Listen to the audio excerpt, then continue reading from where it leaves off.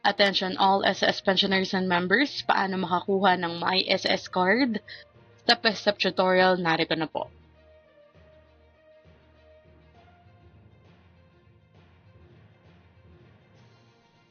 Magandang araw po sa ating manonood. Formal nang inilunsad ng Social Security System or SSS ang My SS card. Isang makabagong card na magsisilbing opisyal na pagkakakilanlan or ID at disbursement card or bank account para sa mga miyembro nito.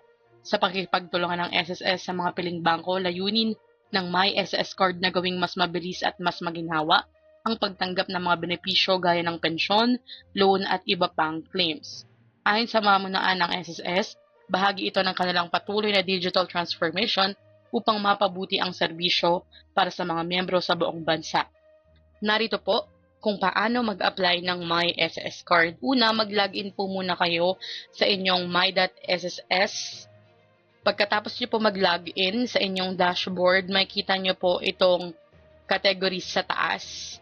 I-click lang po ang services. Tapos, sa drop-down menu, i-click po ang My SS card.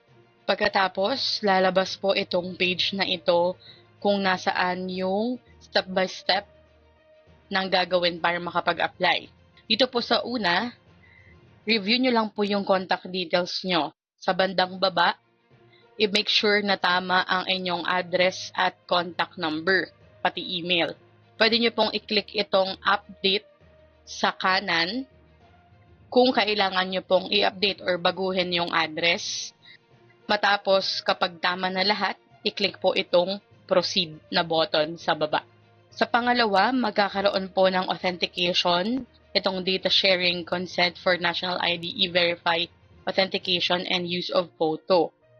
So, sa bandang baba po, i-click lang itong box na maliit na nag-acknowledge na okay kayo. And then, i-click itong button na I consent and submit.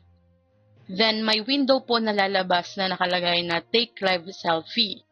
So, i-click lang itong start liveness at make sure po na maayos lang ang inyong mukha para lang sa verification.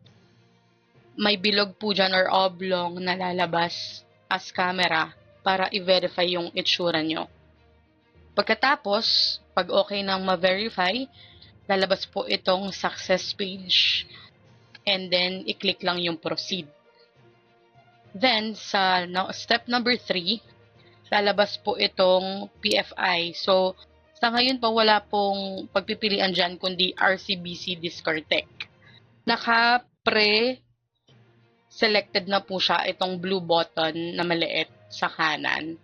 Tapos, ito pong arrow na nilagay ko, itong click here. Kung gusto nyo pong malaman kung anong Discardtech, pwede nyong i-check dyan.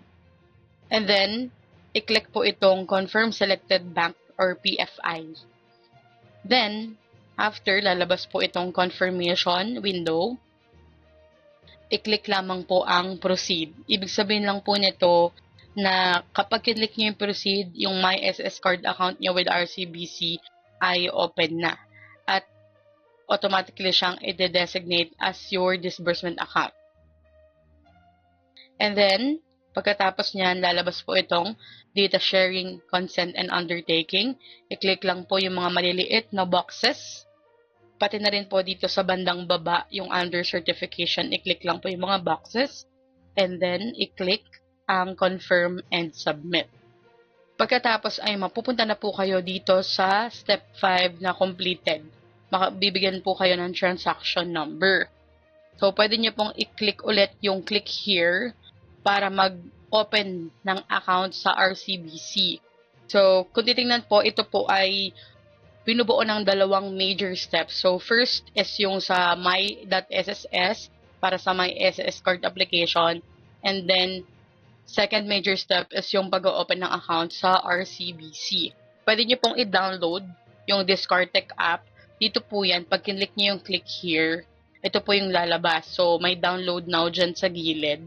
Pwede nyo po yung i-download and mag-open ng account under Discardtech app.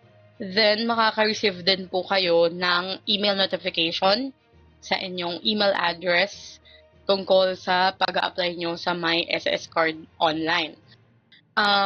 Maaari nyo pong i-download ang Discardtech app Pero isa rin po ay kung may malapit na RCBC branch sa inyong lugar, ina-advise ko rin po kayong personal na pumunta roon para sa pagkumpleto ng aplikasyon nyo ng inyong My SS card kung hindi masyado maalam sa online or kung gusto nyong may tumulong sa inyo na mula mismo sa RCBC para mas sure na po kayo. Para sa iba pang katanungan po, maaari pong magtungo sa SS link na ito, yung www.ss.gov.ph/myss-card/. Ilalagay ko rin po sa comment section ang link na yan kasi may question and answer or FAQs po dyan. Sana po ay nakatulong sa inyo itong step-by-step tutorial na ginawa ko. Hanggang dito na lamang po muna. Ito ang Chaz Infos and Updates. I-like, share, and subscribe para kayo ay updated. God bless you po and have a nice day.